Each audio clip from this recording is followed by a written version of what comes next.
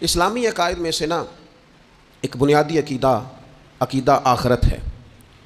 جن چیزوں پر انسان ساری زندگی اعمال کرتا ہے وہ چیزیں ہوتی ہیں جو اس کے عقیدے میں شامل ہوتی ہیں۔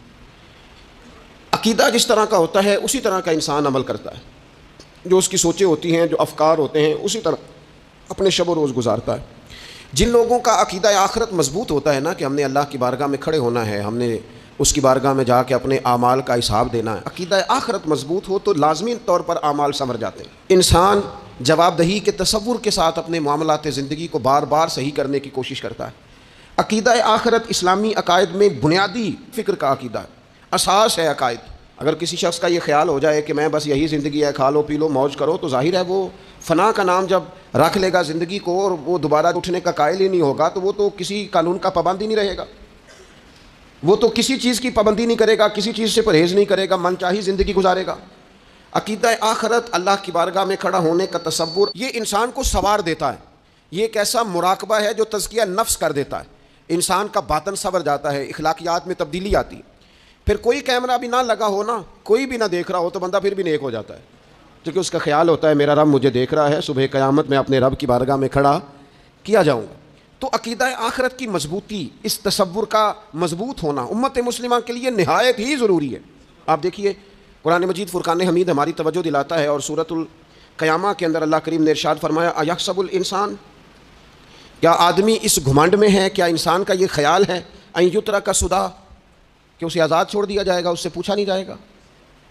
کیا انسان یہ سمجھتا ہے اس سے کوئی سوال؟ ایحسب الانسان، کیا انسان اس گمان میں ہے، اس گھمنڈ میں ہے ان یترک سدی، کہ اسے آزاد چھوڑ دیا جائے گا، کوئی پوچھنے والا نہیں ہوگا؟ اسے آزاد نہیں چھوڑا جائے گا، اس پر پابندیاں ہیں، اس پر کچھ قیود ہیں، اسے کچھ حدود بتائی گئی ہیں، اسے ایک دائرہ کار دیا گیا ہے، اسے بتایا گیا ہے کہ یہ حلال ہے، یہ حرام ہے، یہ تیرے لیے جائز ہے، یہ تیرے لیے جائز نہیں ہے۔ اس چیز کی حد تک تو آگے بڑھ سکتا ہے، یہاں سے اس لائن کو تو کراس نہیں کر سکتا۔ اس پر پابندیاں ہیں، ان پابندیوں کے بیچ رہ کے وہ زندگی گزارے گا۔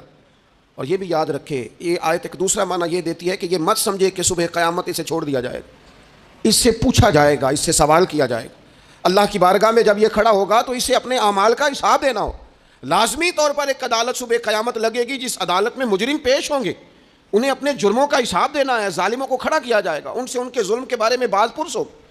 تو لازمی طور پر عقیدہ آخرت کی مضبوطی انسان کو مضبوط کرتی ہے، اس کے اعمال پر پیرے بیٹھ جاتے ہیں، وہ پھونک پھونک کر قدم رکھتا ہے، سوچ کر جملے بولتا ہے، وہ کوئی بھی معاملہ کرتا ہے تو اس میں اس کا خیال ہوتا ہے کہ میں نے دنیا سے چلے جانا ہے، میرے پاس پتہ نہیں کتنا وقت بچا ہے، لہٰذا مجھے آخرت میں پیش ہونا ہے اپنے معاملات کی آسانی کے لیے، وہاں کی آسانی کے لیے میں یہاں تھوڑا سوچ سمجھ کے چلوں۔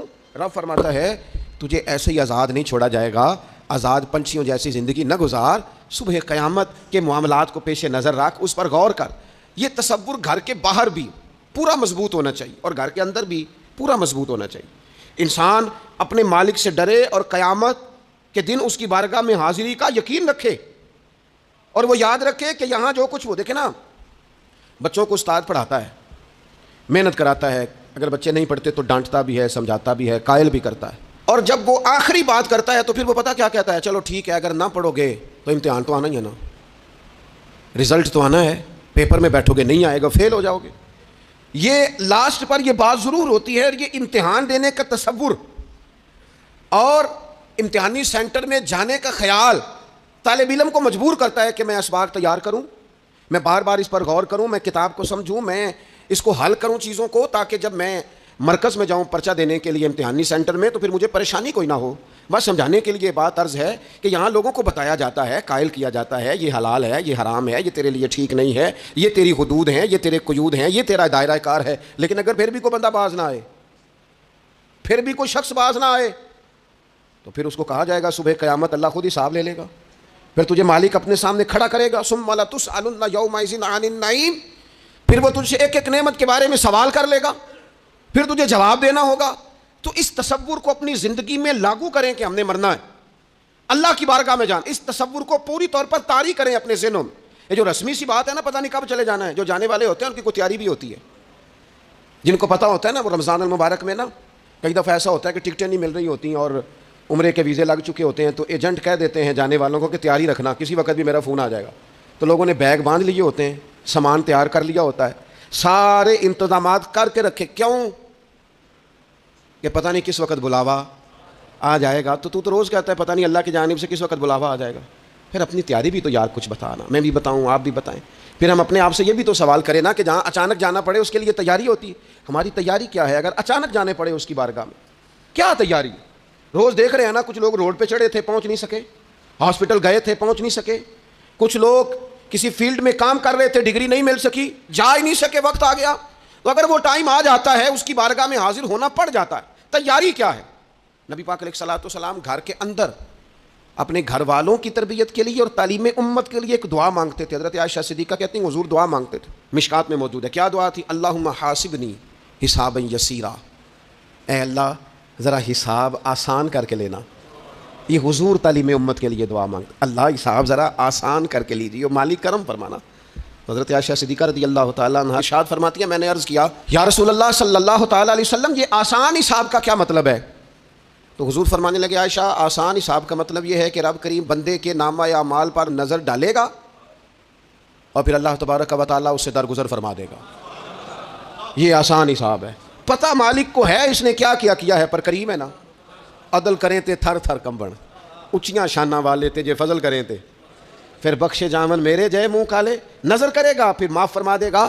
اور حضور فرماتے عائشہ یاد رکھو جس سے اس نے حساب لیا وہ پھر بڑی مشکل میں آ جائے گا, اس کے لیے مشکل ہو. اللہم حاسبنی حسابا یسیرا, اے اللہ تو حساب ذرا آسان کر کے لینا, ذرا آسان کر کے. یہ تعلیم امت کے لیے کہ امت کے دل میں خیال پیدا ہو کہ حساب دینا ہے, تو نے حساب دینا ہے, تو نے اپنے مال کا حساب دینا ہے, تو نے اپنے لفظوں کا حساب دینا ہے, تو نے معاملات کا حساب دینا ہے. تو جس کرسی پہ بیٹھا ہے تو کلرک ہے یا صدر ہے, تو نے اپنی اس نشست کا حساب دینا.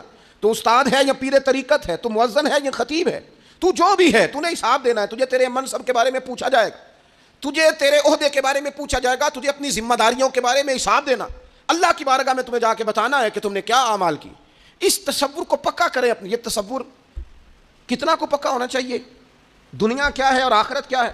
ہمارے ہاں لوگوں نے بہت بڑا لمبا چوڑا دنیا کا تصور بنا لیا, کار جہاں دراز ہے, لمبا تصور, دنیا داری کے لیے لمبی منصوبہ بندی دور دور تک. میں نے یہ کرنا ہے, پھر میں نے یہ کرنا ہے, پھر اس کے بعد انشاءاللہ یہ کر دینا. یہ تو آپ نے 300 سال کی پلاننگ بتا دی ہے, یہ تو 300 سال کی پلاننگ بتائی. کیا بتائیں تجھے اے باپ, کیا کار ہائے نمایاں کر گئے, بی اے کیا, نوکر ہوئے, پینشن ملی, پھر مر گئے. زندگی تو اتنی سی ہے, اتنی لمبی منصوبہ بندی. اس میں آخرت کہاں ہے؟ اس میں اگر کسی مقام پر رب کی بارگاہ میں حاضر ہونا ہے تو وہ کہاں ہے؟ جو مرنے والے لوگ ہوتے ہیں ان کا تو جینا کچھ اور طرح کا ہوتا ہے, جن کو جانا ہوتا ہے ان کا رہنا تو کچھ اور طرح کا ہوتا ہے, جن کو کسی جگہ منتقل ہونا ہوتا ہے, جو عارضی مکانوں میں رہتے ہیں ان کا رہن سہن تو ذرا اور طرح کا ہوتا ہے. لیکن جو ہمارا انداز ہے, جو ہمارا رہن سہن ہے, جو ہمارا طریقہ کار ہے, وہ تو مستقل رہنے کا ہے. وہ تو لگتا ہے کہ کبھی چھوڑنے والے نہیں ہیں. اس میں تو کوئی ایسی چیز نظر نہیں آتی کہ جس میں ہم محسوس کریں کہ ہم نے چھوڑ کے جانا ہے. لیکن نبی پاک علیہ السلام نے جس دنیا کو ہم بہت بڑی دنیا سمجھتے ہیں, حضور نے اس کی مثال کیا دی. صحیح مسلم کی حدیث ہے, دیکھیں کتنا کھول کر اور کتنا آسان کر کے رسول پاک ہمیں بات سمجھاتے ہیں. دنیا کیا ہے, آخرت کیا ہے, یہ والی زندگی کیا ہے, آخرت کی زندگی کیا, بالکل کھول کر واضح کر کے. نبی پاک علیہ الصلوۃ والسلام فرمانے لگے دنیا اور آخرت کی مثال اس طرح ہے جس طرح دریا بہ رہا ہو اور کوئی آدمی اس میں انگلی ڈبوئے, جتنا پانی اس کی انگلی کو لگ گیا یہ دنیا ہے, اور جو باقی ٹھاٹھے مارتا دریا پیچھے ہے, سمندر پیچھے ہے, وہ سارا آخرت ہے. یہ اتنی سی دنیا ہے, یہ صحیح مسلم میں موجود ہے. اتنی سی دنیا کے لیے اتنے پاپڑ بیلنا, اتنی سی دنیا کے لیے اتنے ظلم کرنا, اتنی سی دنیا کے لیے اتنے حق ضائع کرنا, اتنی سی دنیا کے لیے اتنے لوگوں کے دل توڑنا, اتنے حقوق پہ ڈھاکہ ڈالنا, اتنا جبر کرنا, لوگوں کا مال کھانا, لوگوں کو تکلیف دینا, عزتیں اچھالنا, اتنی سی دنیا کے لیے. حضور فرمانے لگے اتنی سی ہے یہ دنیا, جتنا انگلی کو پانی لگ گیا ہے وہ جنت, جو میری جنت نہیں خدا کا فضل ہے, جو اللہ کی عطا ہے اپنے بندوں کے لیے. میرے کریم فرمانے لگے اس جنت میں وہ نعمتیں ہیں نہ کسی آنکھ نے دیکھی, نہ کسی کان نے سنی, نہ تمہارے دل پر کبھی خیال ہی گزرا ہوگا کہ ہمارا رب ہمیں یہ جی عطا فرمانے والا ہے. تھوڑا سا نا 24 گھنٹوں میں کچھ ٹائم اپنی آخرت کے لیے, اپنے سارے معاملات کو مرتب کرتے ہوئے کچھ زندگی کے کام اپنی آخرت کے لیے. آپ یقین کریں بچوں سے لے کر بڑوں تک, ان پڑھ سے لے کر پڑھے لکھے تک, ہم نے جس کو اپنے مزاج کے مطابق کم فہم سمجھا اس سے لے کر دانشور تک دوڑ لگ گئی دنیا جمع کرنے کی. وہ ایک سوچ حضرت سلطان باہو رحمۃ اللہ علیہ فرمانے لگے, ہزاروں لوگ ان کی خدمت میں آیا کرتے تھے تو کہتے ہیں رابطہ طالب کوئی نہیں ملیا, یہ تو جو ملے ہے طالب زردہ ہو، یہ تو دعا کرانے آئے ہیں کہ میرا کاروبار نہیں چلتا، یہ تو دعا کرانے آئے ہیں کہ جناب وہ میرا جو ہے وہ فلانا کیس سلجھ گیا۔ رب دا طالب کوئی نہ ملے۔ کوئی ایسا تو آتا جو کہتا میری اس سے ملاقات کرا دے، کوئی طریقہ بتائے مالک معرفت کیسے دیتا ہے۔ کوئی تو ایسا آتا جو کہتا کہ آؤ نہ کچھ باتیں درد کی کریں، کچھ عشق رسول کی تم کرو، کچھ محبت مصطفیٰ کی میں کروں۔ کچھ ایسے آتے جو کہتے آؤ نہ کوئی ذکر چھیڑے صدیق اکبر کا، کوئی بات کریں سیدنا فاروق اعظم کی، کچھ تذکرے ہو جائیں عثمان غنی کے، تھوڑی دیر ہو نہ جائے مولا علی کا تذکرہ۔ کچھ لوگ ہوتے نا ایسے جو اس طرح کے ہوتے، لیکن وہ ہر وقت دنیا داری، ہر وقت اچھا کہیں اکتاتے بھی ہیں نا، تھک گئے کاروبار کر کر کے، کہیں اکتاتے بھی ہیں تو کرتے کیا ہیں؟ سیر کرنے چلے جاتے ہیں۔ میں جی بور ہو گیا ہوں کام کرتے کرتے، چلو میں اب ٹھنڈے علاقے میں چلتا ہوں۔ کبھی تو ایسا ہونا تو کہے میں نے بچوں کو بھی وقت دیا ہے، دوستوں کو بھی دیا ہے، یاروں کو بھی دیا ہے، صحت کو بھی دیا ہے، میں نے ٹائم اپنے شوق کو بھی دیا ہے، اب میں کسی کو ٹائم نہیں دوں گا، یہ چند گھنٹے میں صرف رب رسول کی بارگاہ میں حاضری دوں گا۔ تو ذرا جم کے قرآن پاک پڑھے، تو ذرا ذوق سے درود پاک پڑھے، تو ذرا شوق سے میرے محبوب کی نعت سنے، تو سارا زمانہ بھول جائے اور تو رج رج کے دعا مانگے اپنے رب کی بارگاہ میں، اپنی پریشانیاں عرض کرے، اپنے اندر کی کیفیت بیان کرے، دل جو سخت ہو گیا ہے، ذہن جو سخت ہو گیا ہے، جو طبیعت میں وہ نورانیت نہیں آ رہی، اس کی تو بات کرے، تو اپنے رب کی بارگاہ میں معافی کا سوال کرے، تو اس سے قیامت کے دن درگزر کرنے کے لیے عرض کرے، کچھ تو ایسا ٹائم نکلے۔ لیکن دوستو ہم تو بالکل الجھتے ہی جا رہے ہیں۔ وہ معاملات زندگی ہیں کہ ختم ہی نہیں ہو رہے، شوق ہے کہ ختم ہی نہیں ہو رہے، باتیں ہیں کہ بڑھتی چلی جا رہی ہیں۔ دور گزر گیا جب لوگ کہتے تھے کہ کوئی درود پاک بتائیں جس سے سرکار راضی ہو۔ ایک کی مسئلہ ہے کام نہیں چلتا، ایک صاحب آئے کام نہیں چلتا، میں نے کہا سورہ واقعہ پڑھا کریں، کہتے ہیں حضرت میں بڑی دیر سے پڑھ رہا ہوں۔ میں نے کہا چلیں کچھ صدقات دے کے دیکھ لیں، کہنے لگے بڑی دیر سے دے رہا ہوں۔ میں نے انہیں ایک اور وظیفہ بتایا، کہنے لگے یہ بھی مجھے کسی نے بتایا تھا، بڑی دیر سے کر رہا ہوں۔ تو میں نے انہیں کہا پھر میری ایک ناقص رائے یہ ہے کہ سارا کچھ کرنے کے بعد اگر ابھی تک پھر بھی آپ سمجھ رہے ہیں نا آپ کی مرضی کے مطابق آپ پر دروازے نہیں کھل رہے، پھر آپ صبر کریں، جو میرا رب چاہتا ہے اس پہ راضی رہ کے دیکھیں، پھر ذرا راضی رہ کے دیکھیں، پھر دیکھیں کہ مالک کا فیصلہ کیا ہے۔ وہ آپ کے حق میں کوئی رحمت والا فیصلہ ہی فرمائے گا، پھر ذرا انتظار کر کے دیکھیں، پھر ذرا صبر کر کے دیکھیں۔ پھر وہ کہتا ہے وبشر الصابرین، محبوب یہ جنہوں نے صبر کیا ہے انہیں میری رحمت کی خوشخبری سنا دو۔ پھر وہ کہتا ہے باقیوں کے پاس مال ہوگا، دولت ہوگی، اقتدار ہوگا، بڑا کچھ ہوگا، ان اللہ مع الصابرین، صبر کرنے والوں کے ساتھ رب کریم ہوگا۔ پھر ذرا ٹھہر ہی جائیں، پھر تھوڑا حوصلہ ہی کر لیں، پھر اس کے فیصلے کا ذرا انتظار کر کے دیکھیں۔ ہم نا من چاہیے زندگی کے پیچھے پریشان ہیں اپنی آخرت کے، اور آخرت کرتی کیا ہے؟ جب آپ کا آخرت پر یقین پکا ہو جاتا ہے نا، پھر لازمی طور پر انسان کے اعمال سنورتے ہیں۔ آپ یقین کریں سنورتے ہیں، 100% سنورتے ہیں۔ آپ آخرت پر جتنا یقین، حضرت عمر کا آخرت پر یقین پکا تھا نا، دنیا میں مکان ہی کوئی نہیں بنایا، پکا تھا۔ سیدنا مولا علی شیر خدا امیر المومنین بھی ہو گئے تو طامت پھر بھی پھٹی ہوئی تھی، پکا یقین تھا نا کہ اللہ نے ہمارے لیے آگے بڑی نعمتیں تیار کی ہوئی ہیں۔ حضور نے آ کے فرمایا تھا نا کہ عمر میں تیرا گھر دیکھ آیا ہوں جنت میں، یقین پکا تھا نا بڑا کچھ ملنے والا ہے۔ تو جن لوگوں کا پکا ہونا کہ میرا دیس میں گھر ہے، وہ پردیس میں بلڈنگیں نہیں بنایا کرتے، ان کو پتہ تھا کہ ہمارے دیس میں گھر بنے ہوئے ہیں، لہٰذا یہاں وہ کسی پریشانی کا شکار۔ اور دوسرا، جب بندے کا آخرت پر یقین پکا ہو جاتا ہے نا، ایک بات آپ نے ضرور ذہن میں رکھنی ہے، ہمارے محدثین نے لکھا ہے جس بندے کا صرف دنیا داری میں جینے کا مزاج ہو جاتا ہے نا، وہ بزدل ہو جاتا ہے، اور جس کا خیال ہوتا ہے نا زندگی عارضی ہے، صبح قیامت دوبارہ اٹھوں گا، وہ بندہ بہادر ہو جاتا ہے۔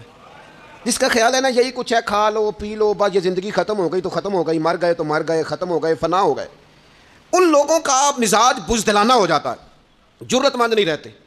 اور جن کا یہ خیال ہوتا ہے نا مرنے کے بعد بھی اٹھنا ہے، ایک نئی زندگی اللہ عطا کرے گا، وہ لوگ پھر موت سے گھبراتے نہیں، انہیں مرنے سے ڈر نہیں لگتا۔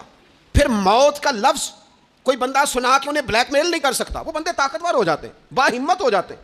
حضرت جابر بن عبداللہ فرماتے ہیں، بخاری میں حدیث ہے، فرماتے ہیں ایک احد والے دن ایک صحابی کھجور کھا رہے تھے، تو کھجور کھاتے کھاتے انہوں نے نبی پاک صلی اللہ تعالیٰ علیہ وسلم کی خدمت میں عرض کی، حضور اگر میں آج شہید ہو جاؤں تو کہاں جاؤں گا؟ تو محبوب فرمانے لگے میرا رب اپنے فضل سے تجھے جنت عطا کرے گا۔ حضرت جابر بن عبداللہ رضی اللہ تعالیٰ عنہ فرماتے ہیں اس بندے نے کیا کیا، اس نے نا کھجور جتنی کھا لی تھی کھا لی، باقی نکال دی منہ سے، تلوار لی، میدان میں گئے، شہید ہو گئے۔ سبق ہمیں کیا دیا؟ کہنے لگے جب مرتے ہی اللہ تعالیٰ جنت عطا کرے گا، پھر کھجور کھاتے کھاتے رہنے والی دیر بھی کیوں کرنی ہے؟ پھر چھوڑو، جنت میں جا کے اللہ کے دیے ہوئے انعام کھائیں گے۔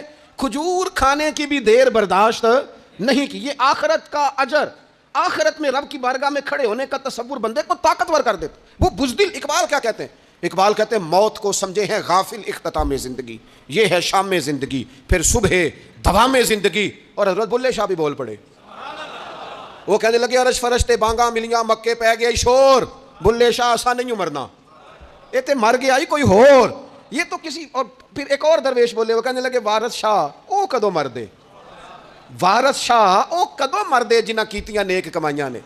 وہ تو اللہ کی بارگاہ میں انعام پاتے ہیں. ایک پل ہے موت، اس پل سے گزرتے ہیں، پھر رب کا فضل انہیں ملتا ہے. میں کئی دفعہ کہہ چکا ہوں، پھر کہتا ہوں، یہ جب بہت ٹینشن بڑھ گئی نا، ڈپریشن بہت بڑھ گیا، کووڈ-19 کے دن تھے، کرونا کے، تو مجھے ایک سرکاری ادارے میں بلایا گیا جہاں اس عملے کو میں نے گفتگو کرنی تھی، اس عملے سے جو مریضوں کو دیکھ رہا تھا. کہنے لگے مجھے وہاں کے جو ہیڈ تھے، کہنے لگے پیر صاحب بڑا ڈپریشن بڑا ہے، لوگ ڈر رہے ہیں. وقتی طور پہ خوف بھی بڑا تھا.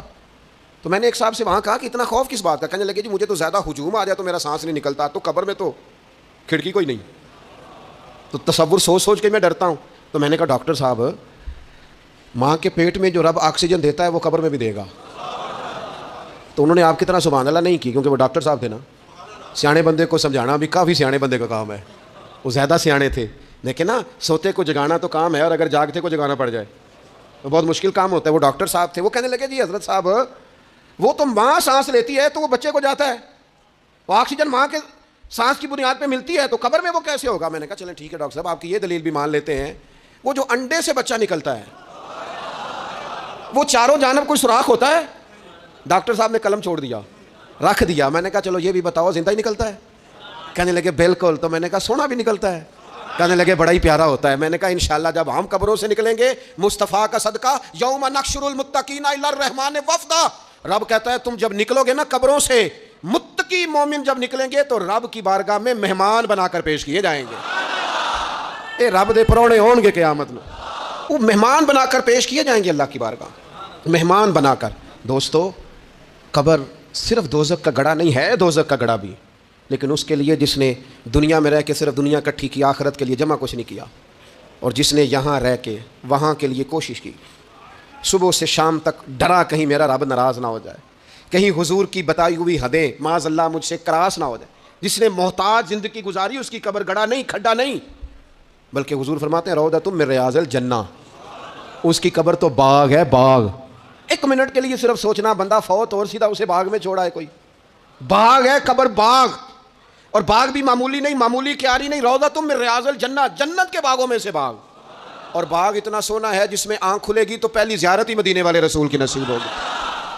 تو خوف آتا ہے وہاں جاتے ہوئے. پہلے بھی میں نے کہا تھا، پھر کہتا ہوں، او مرحوم آسی نے کہا تھا آج پھولے نہ سمائیں گے کفن میں آسی، او قبر کی رات ہے ان سے ملاقات کی رات. آج تو ملاقات. تو یہ جو عقیدہ آخرت ہے یہ انسان کو بزدل نہیں کرتا، بہادر کر دیتا ہے. جو لوگ عقیدہ آخرت نہیں رکھتے بزدل ہو جاتے ہیں، اور لازمی طور پر بزدل ہو جاتے ہیں. اسی طرح یہ جو عقیدہ آخرت ہے یہ صبر و تحمل پیدا کرتا ہے، انسانی زندگی میں ٹھہراؤ پیدا کرتا ہے. انسان محسوس کرتا ہے کہ کل دنیا یہ نہیں، آگے بھی اللہ بڑا کچھ عطا فرمانے والا ہے. اس کے مزاج کے اندر تحمل، بردباری، سکون رہتا ہے. یعنی نہیں بھی اگر کسی مظلوم کو انصاف مل سکا دنیا میں تو وہ پھر بھی بے صبرا نہیں ہوتا، وہ ٹھہراؤ کا شکار ہے. اسے پتہ ہے قیامت کے دن بھی ایک عدالت لگے گی، اللہ کی بارگاہ میں جانا ہے. نبی پاک علیہ الصلوۃ والسلام نے فرمایا اگر سینگوں والی بکری نے بغیر سینگوں والی بکری کو تکلیف دی ہوگی تو قیامت کے دن اسے بھی بدلہ دینا پڑے گا. تو یہ تحمل پیدا کرتا ہے، انسان کو ایک حوصلہ ہوتا ہے کہ ساری عدالتیں یہاں نہیں، قیامت میں بھی لگنی. جب انسان عقیدہ آخرت رکھتا ہے نا تو پھر اس کے لیے نا رب کے رستے میں خیرات کرنا بڑا آسان ہو جاتا ہے. پھر نا وہ محسوس کرتا ہے کہ میں نے سارا کچھ یہاں کے لیے جمع نہیں کرنا، کچھ میں نے وہاں کے لیے بھی جمع کرنا ہے. وہ پھر اپنی آخرت کے لیے کچھ نہ ایک بینک آخرت کا بھی بنا لیتا ہے، اس میں بھی کچھ نہ کچھ جمع کراتا رہتا ہے. اسے پتہ ہوتا ہے کہ میں نے اللہ کی بارگاہ میں حاضر ہونا ہے، وہاں کی بھی کچھ نہ کچھ تیاری. نبی پاک صلی اللہ تعالیٰ علیہ وسلم نے بکرا بھیجا گھر میں ذبح کرنے کے لیے، تو سرکار تشریف لائے سر شام، تو فرمایا کیا بنا؟ عرض کی یا رسول اللہ صلی اللہ تعالیٰ علیہ وسلم سارا بانٹ دیا ہے، محلے داروں میں، رشتہ داروں میں، غریبوں میں سارا بانٹ دیا، بکرے کی ایک دستی صرف بچی ہے آپ کے لیے رکھی ہے. تو حضور نے توجہ کیا دلائی، محبوب نے کس طرف رخ کیا. حضور فرمانے لگے اپنے اہل خانہ سے، ازواج مطہرات سے، کریم فرمانے لگے عائشہ وہ جو تم نے بانٹ دیا ہے نا وہ سارا ہی بچ گیا ہے، وہ سارا ذخیرہ ہو گیا، وہ جمع ہو گیا آخرت کے لیے، وہ ہمارے پاس بچ گیا. یہ جو تم سمجھتے ہو نا یہ بچا کے رکھا ہے یہ تو ہم استعمال کر لیں گے، وہ ہم نے سیو کر لیا ہے، وہ بچ گیا ہے. حضرت ابو ذر غفاری رضی اللہ تعالیٰ عنہ اپنے خادم سے کہنے لگے کہ مجھے پتہ چلا ہے یہاں فلاں جگہ کچھ غریب لوگ آئے ہیں، تو اس طرح کرنا جو اچھا اونٹ ہے نا میرے اونٹوں میں سے، اچھا اونٹ وہ ذبح کر کے نا تو ان سارے گھروں میں تقسیم کر دو، جتنا گوشت وہاں بھیجو گے اتنا ہی میرے گھر میں بھی بھیج دینا۔ آپ کا وہ خادم کہتا ہے میں نے اپنی سمجھ کے مطابق اچھا اونٹ ذبح کر کے گوشت بنا کے میں نے بانٹا، اور میں نے اس طرح کیا کہ وہ حضرت ابو ذر غفاری کے گھر بھی اتنا ہی گوشت بھیجا جتنا تمام غربا کے یہاں میں نے بانٹا تھا۔ شام کو جناب ابو ذر غفاری اپنے اونٹوں کے باڑے میں آئے جہاں باندھا کرتے تھے اپنی حویلی میں، تو آ کے دیکھا کہ وہ سرخ بہترین اونٹ جو سب سے بہترین تھا وہ تو کھڑا ہے۔ آپ اپنے خادم سے کہنے لگے میں نے تمہیں کہا تھا جو سب سے اچھا ہے اس کو ذبح کرنا، تو وہ کہنے لگا حضور وہ باقیوں میں سے سب سے اچھا تھا، اس سے ہی تھوڑا سا کمزور تھا، اور یہ تو آپ کی سواری کے لیے ہے نا، یہ تو آپ کے کام آتا ہے، اس پہ تو آپ سفر کرتے ہیں، اس لیے میں نے اسے چھوڑ دیا، اور اس کے بعد جو سب سے اچھا تھا وہ میں نے ذبح کر دیا۔ تو حضرت ابو ذر غفاری فرمانے لگے تو شاید سمجھا نہیں، میں اسے بھی سواری کے لیے رکھنا چاہتا تھا پر اپنی آخرت کی سواری کے لیے۔ میرا دل تھا وہ جو آخرت میں سفر کرنا ہے نا، دشوار گزار گھاٹیاں ہیں، ان گھاٹیوں کے لیے وہ اونٹ میرے کام آ جائے گا، لہذا میں نے تجھے کہا تھا جو سب سے بہتر ہو وہ دے دینا تاکہ ذرا میری آخرت کی سواری بن جائے، تاکہ میں ذخیرہ کر لوں۔ بڑا دیا بال بچوں کو، بڑا دیا بہن بھائیوں کو، بڑا دیا دوست احباب کو، بڑے قرضے دیے ادھر ادھر، لیکن ساری زندگی دیے، ایک موقع پر صرف آپ نے کسی کو انکار کیا نہ، ایک موقع پر، تو وہ پچھلے جو 99 دفعہ آپ نے دیا ہوتا ہے وہ اس کا بھی منکر ہو جاتا ہے۔ وہ کہتا ہے تو نے کبھی کام ہی نہیں آیا، وہ تو نے تو میری امید ہی توڑ دی، وہ سارے شکوے ساری زندگی کہاں خرچ کر دی بلا، کس مقام پر۔ اور یہاں حال یہ ہے کہ حضور فرماتے ہیں جب تو صدقہ دیتا ہے تو رب اسے اپنے دستے قدرت میں لیتا ہے، اور اس طرح تمہارے صدقے کو پالتا ہے جس طرح تم اپنے گھر میں بچڑا نہیں پالتے، اس طرح صبح قیامت تمہیں وہ نتیجے کے طور پر پلا ہوا صدقہ ملے گا۔ ہم اپنی آخرت کو چونکہ اس لیول پر یقین نہیں لاتے الا ماشاءاللہ، لہٰذا اس کی تیاری کے لیے ذخیرہ نہیں کرتے، اپنی آخرت کی تیاری کے لیے ذخیرہ کریں اور کوشش کریں کہ اور یہ عقیدہ اپنی اولادوں میں، اپنے متعلقین میں، اپنے احباب میں اس کو راسخ کریں، کوئی نہ کوئی بات عقیدہ آخرت کی، قیامت کی ضرور اس کا تذکرہ کریں، ان باتوں کو اپنی زندگی کا حصہ بنائیں۔ اگر عقیدہ آخرت نہ ہو تو دنیا کی ساری چیزیں ویسے لوگوں کو عجیب لگنے لگ جائیں، اگر کوئی قیامت ہی قائم نہ ہو تو مظلوم رہ گیا، ظالم نے تو پھر ظلم ہی کمایا، وہ تو پھر دندناتا پھرے گا۔ تو رب کہتا ہے ایحسب الانسان ان یترک سدی، کیا انسان سمجھتا ہے کہ اسے یوں ہی چھوڑ دیا جائے گا، کوئی اسے آزاد ہی چھوڑ دیا جائے گا، کچھ پوچھا ہی نہیں جائے گا؟ صبح قیامت سوال ہوں گے، رب کی بارگاہ میں حاضری ہوگی، اللہ کے حضور سوالات کے جواب دینے ہوں گے۔ لہٰذا اپنی زندگی کے اعمال کو مرتب کرتے وقت، کوئی بھی کام کرتے وقت ایک تصور ضرور ذہن میں رکھیں کہ مجھے صبح قیامت اس کا حساب دینا ہے۔ یہ جو جواب دہی کا تصور ہوتا ہے یہ انسان پر پہرے دار ہوتا ہے، یہ اس کو مضبوط کرتا ہے، اس کی عقیدے کی بنیادیں اس کے عمل کو طاقتور کر دیتی ہیں۔ لہٰذا عقیدہ آخرت اپنے بچوں میں، آنے والی نسلوں میں، آپ دیکھیں حضور نے یہ عقیدہ آخرت مضبوط کر دیا تھا نا، تو پھر سیدہ فاطمہ الزہرا نے کچے مکان میں ساری زندگی گزار دی۔ پھر محبوب پاک نے دیکھا کہ وہ اونٹ کے بالوں کی بنی ہوئی چادر اوڑھ کے چکی پیس رہی ہیں، تو محبوب نے یہ نہیں فرمایا کہ اللہ آسانی کر دے گا، اچھا وقت آ جائے گا تو فکر نہ کرنا، یہ مشکل نہ۔ محبوب کریم نے فرمایا فاطمہ دنیا میں تھوڑی مشقت برداشت کرو، اللہ آخرت کی ساری سعادتیں آپ کو ہی عطا فرمائے گا۔ گویا کریم نے فرمایا آپ کو یوں ہی زندگی گزارنی ہے، یہی طرز رکھنی ہے، اسی طرح ہی آپ کو وقت گزارنا ہے، جو آرام کا وقت ہے وہ اللہ تعالیٰ جنت میں عطا کرے گا۔ عقیدہ آخرت کی مضبوطی تھوڑا سا، ہمارے ایک بڑے قریبی دوست تھے، بڑا میرا ان سے پیار تھا، 34.5 سال عمر، خود ہارٹ اسپیشلسٹ ڈاکٹر، لیکن یہ پچھلے ہفتے وہ مریضوں کو چیک کر کے نیچے آ کے دفتر میں بیٹھے ہیں۔ ایک تو لوگ کہتے ہیں نا اسپتال پہنچ جاتا تو شاید بچ جاتا، تو ہاسپٹل کے اندر ہی تھے، اور ابھی چڑھتی جوانی 34-35 سال عمر، لیکن کمال یہ تھا کہ میرے جیسے کئی لوگوں نے بھی آنسو اس لیے بہائے کہ اتنی چڑھتی جوانی میں اتنے خوبصورت ماحول کے اندر بھی انہوں نے مزاج خیر خائی کا بنایا ہوا تھا، ہر شخص سے حسن کلام اور رب رسول کی طرف اپنا لگاؤ، نماز کی پابندی، جب بھی حال پوچھنا تو کہتے تھے اللہ اور اس کے رسول کا فضل ہے۔ تو اپنی زندگی میں جن لوگوں کا تصور آخرت مضبوط ہو جاتا ہے وہ کئی دفعہ جلدی بھی سمٹ کر چلے جائیں تو ان کے حق میں رحمت والے فیصلے ہوتے ہیں۔ اللہ تعالی ہمیں سمجھنے کی توفیق عطا کرے۔